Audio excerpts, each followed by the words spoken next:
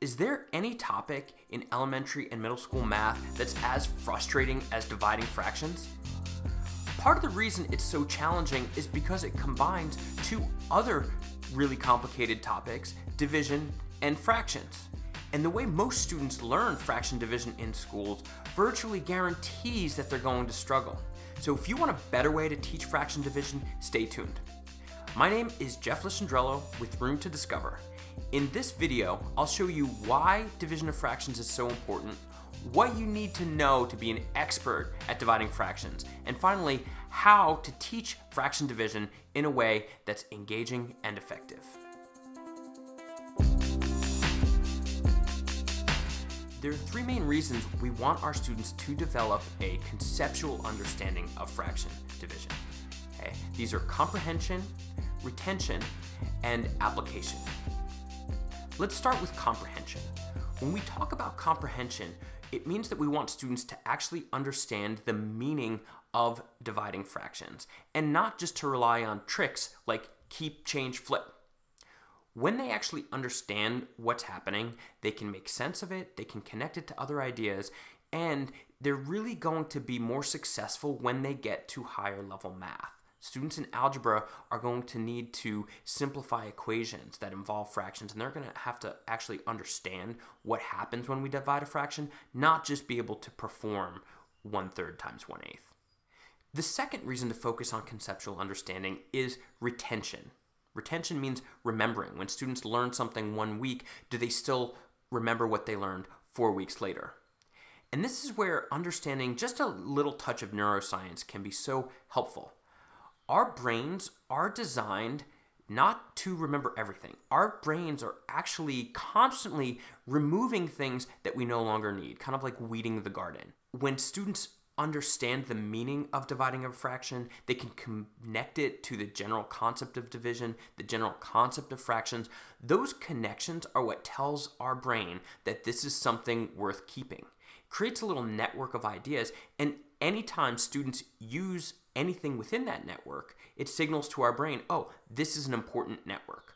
When they learn something as an isolated trick or an isolated fact, if it doesn't get used, the brain throws it out. And that's why students will learn how to add, subtract, multiply, and divide fractions, and then later they can't tell which is which, or they forget one of the algorithms, or they don't know when to keep, change, flip, and when to multiply across.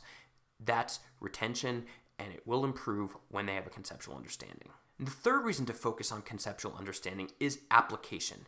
Application is the ability to use the math that we learn in our lives outside of school, which ultimately that's the goal, right? So if you just learn tricks and algorithms, you're not going to recognize fraction division when you see it in the world outside of school. And so you're not going to be able to apply what you learned about fractions in school to the world outside of school. Now, this is also relevant when it comes to word problems, right? As a way to practice real-world application, we give students word problems or story problems, which are supposed to be real-life scenarios involving math. If students don't understand the concepts, they're not going to be able to apply that to a situation they encounter either in the real world or in a word problem.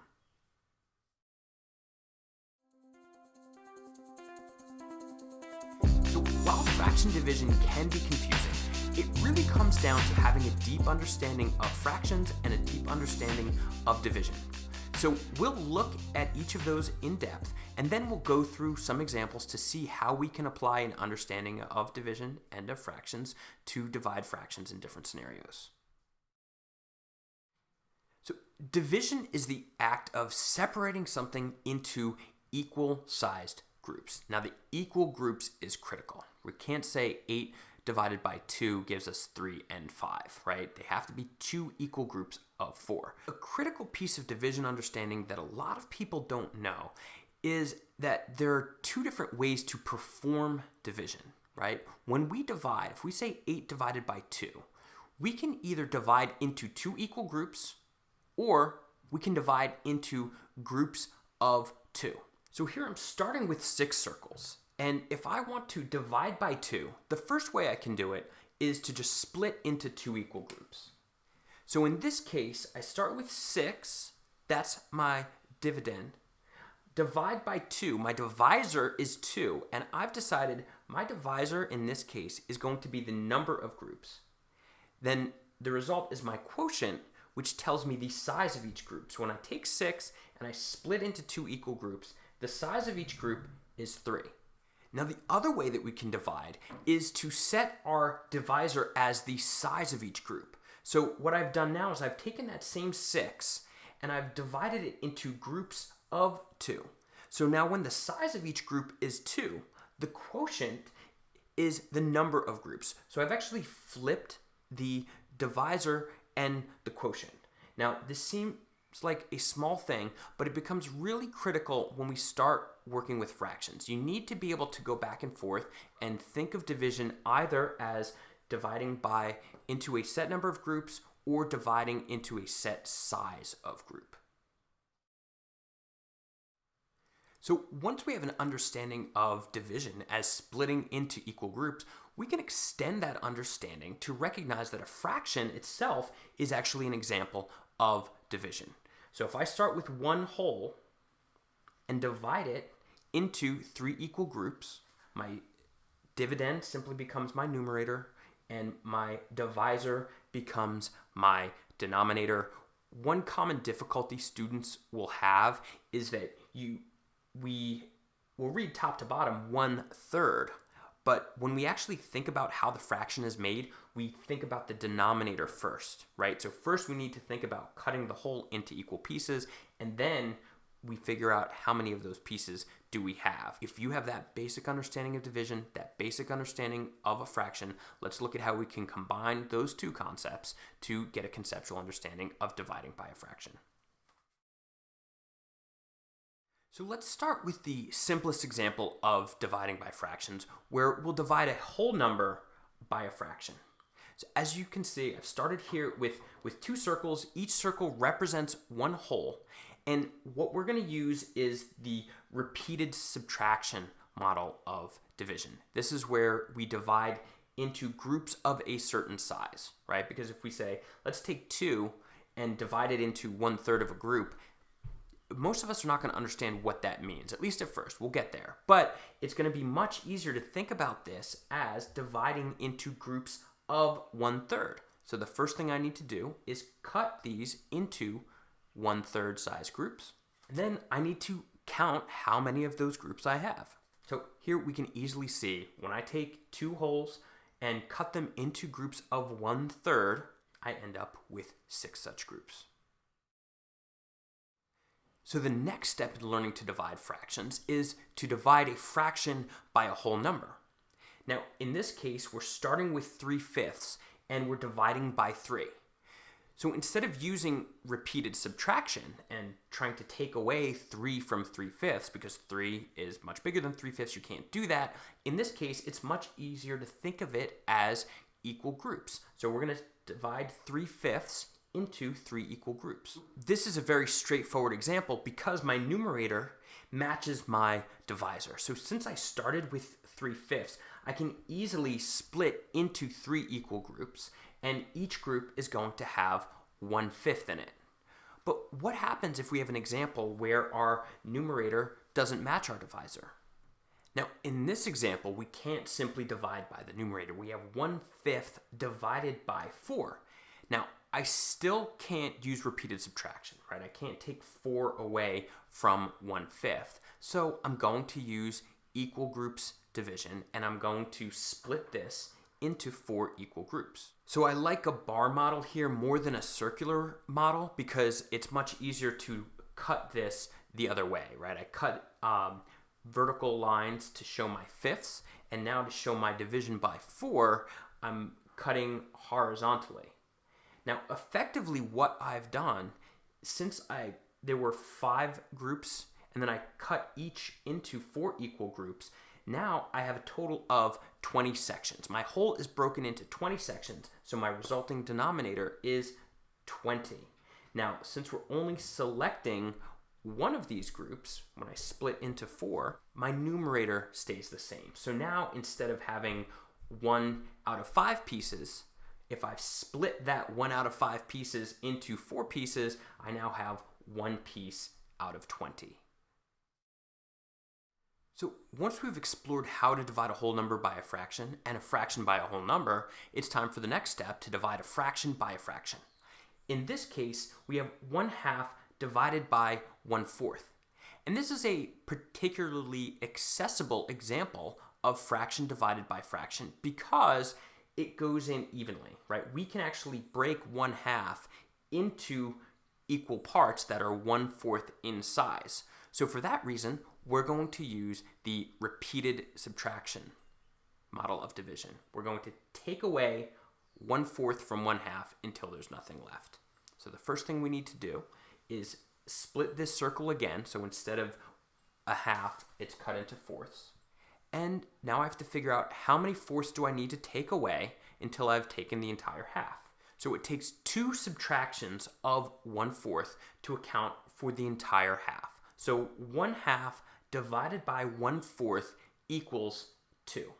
Now this next example requires that we stretch our conceptual understanding a little bit because we can't use any of the simpler methods that we've used so far. If I want to divide 1/3 by 1/2, I have a few problems. I can't use repeated subtraction because 1/2 is too big. I can't take away 1/2 from 1/3. And I also can't really use an equal groups model because I don't know what it means to split something into a half of a group. So to see how we can use equal groups division when dividing by a fraction, let's jump back for a second and see what it looks like to divide something into half of a group using whole numbers. So to come back to this example of 6 divided by 2, here I have 6 circles, and if I draw a line in between them, I'm using my equal groups model of division to show that when I take 6 and I split it into 2 equal groups, that there are 3 in each group. But what if I change that 2 to 1/2? So now instead of saying I have 6 things, I'm going to split them into 2 equal groups and count how many are in each group. Now I'm saying I have 6 things, and I'm going to make this 6 1/2 of each group.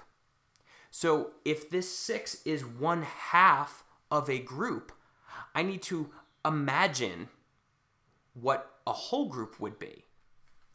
So I use this visual method that I call ghost groups or imaginary groups. If my original 6 is 1/2 of the whole group, I need to double that by creating 6 more imaginary groups. So when I divide 6 by 1/2, my result is actually 12. This is also a great time to start introducing students to the algorithm. If you're paying attention, what you realize is that when I divided by 1/2, in order to get that whole group, I actually had to multiply by 2, right? And eventually we'll see the algorithm for dividing fractions involves flipping the divisor, creating the reciprocal, and then multiplying the dividend by the reciprocal of the divisor. It's what people call keep, change, flip. Keep this one, change this to multiplication, and then flip. Now, just knowing it as keep, change, flip is not very useful, but if we can actually show students why that's the algorithm, then they'll have a much deeper and more enduring understanding. So now that we have that idea of imaginary groups, we can visually and conceptually divide something like 1/3 by 1/2. As you can see, here's my starting value of 1/3. In order to show 1/3 as 1/2 of the total, I've created an imaginary group down here that has another third. So if I divide 1/3 by 1/2, the size of the resulting group will be 2/3. And again, we can see how this idea of the imaginary groups leads us to the idea that 1/3 divided by 1/2 is the same thing as 1/3 times 2/1, which is 2/3. Now, here's an example that's a little bit more complicated. 1/5 divided by 2/3. I wanted to share this one because I want to show you an unconventional method. There are probably 100 different ways that you can divide fractions visually. For me, it's just kind of a hobby. I like the challenge of finding different ways to divide fractions visually and conceptually.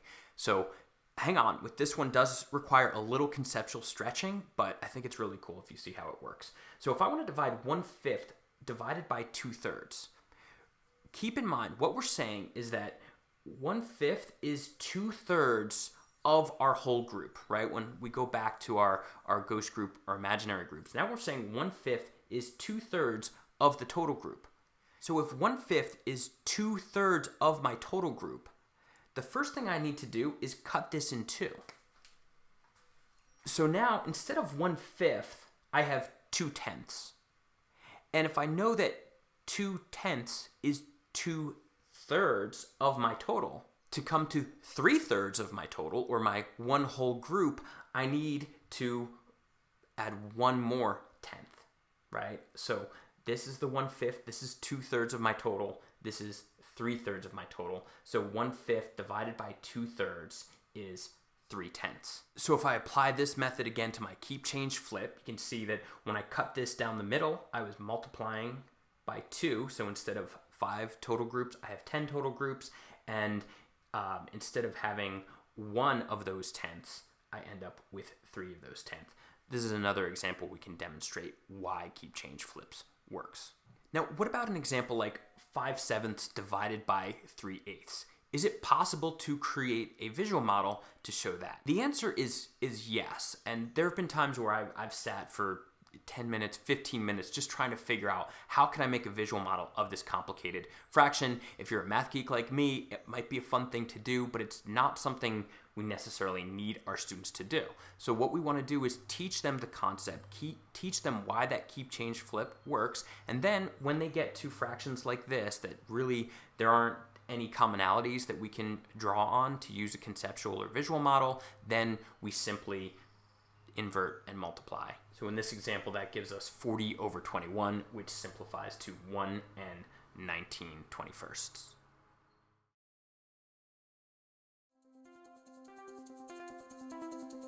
So by now, I hope you've learned something about the concepts behind fraction division. But the question remains, how do you make this type of understanding a reality in your classroom and for your students?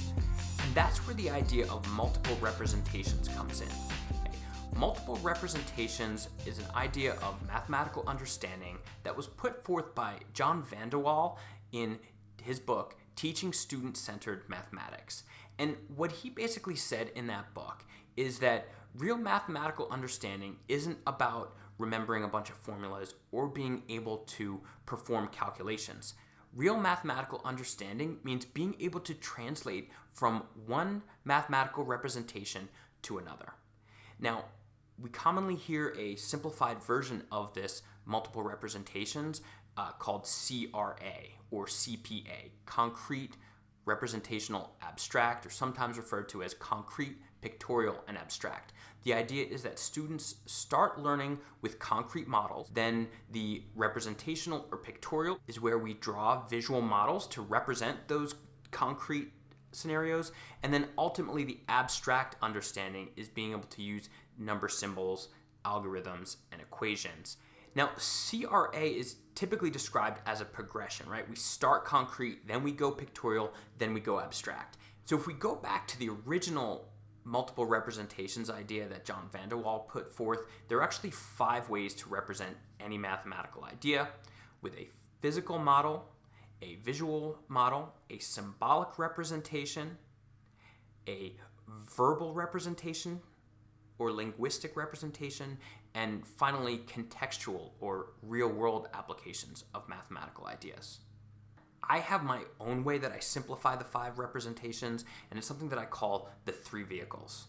The 3 vehicles are scale models, number proofs, and word problems. Scale models combines the physical and pictorial representation, because while it's certainly important to build understanding with physical models, especially for younger students, I think it makes a lot of sense to combine both of these because they are scale models, scale representations that actually represent the size of numbers and the meanings of the operations that we're doing. Number proof is an activity where we give students an equation and they have to determine, is it true, is it false, or is it sometimes true? For example, here's a closed number proof involving fractions. 6 divided by 1/2 equals 3.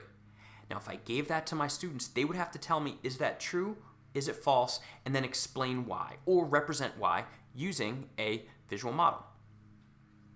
In this open number proof, I'm stating that box divided by 1/3 equals 3 times box, right? So box can be any number. What I'm saying is, if I take any number and divide it by 1/3, it's the same thing as multiplying that number by 3.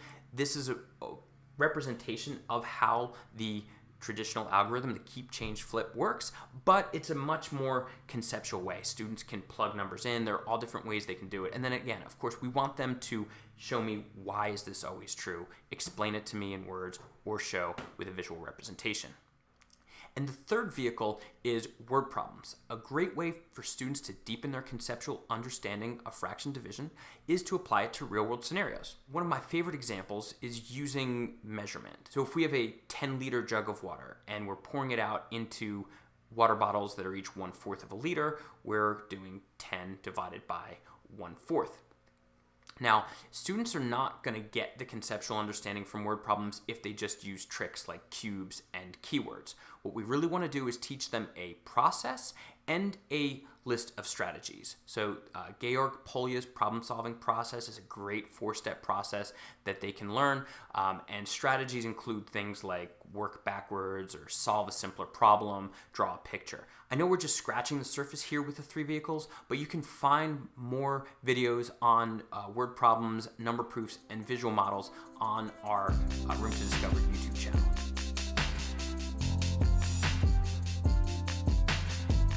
So I hope watching this video has deepened your understanding of fraction division and given you some ideas for how you can teach fraction division to your children or your students. If we helped you out, I'd really appreciate it if you hit like and subscribe to our channel. And you may be wondering where to go next to get more information. Your first stop should be the Room to Discover blog. There you'll find articles on fractions, fraction operations, and you'll find a range of articles about planning inquiry-based activities and articles about each of the 3 vehicles that we talked about. You can also visit our TPT store where you'll find complete lesson plans, graphic organizers, worksheets, everything you need to just start teaching fraction division tomorrow in a hands-on and conceptual way. And if you want to go even deeper, you can sign up for one of our workshops on word problems, visual models, or number proofs, or you can sign up to work one-on-one with an instructional coach who will help you plan lessons, analyze student work, anything you need to make conceptual learning a reality in your math classroom. You can find all of that and more on roomtodiscover.com.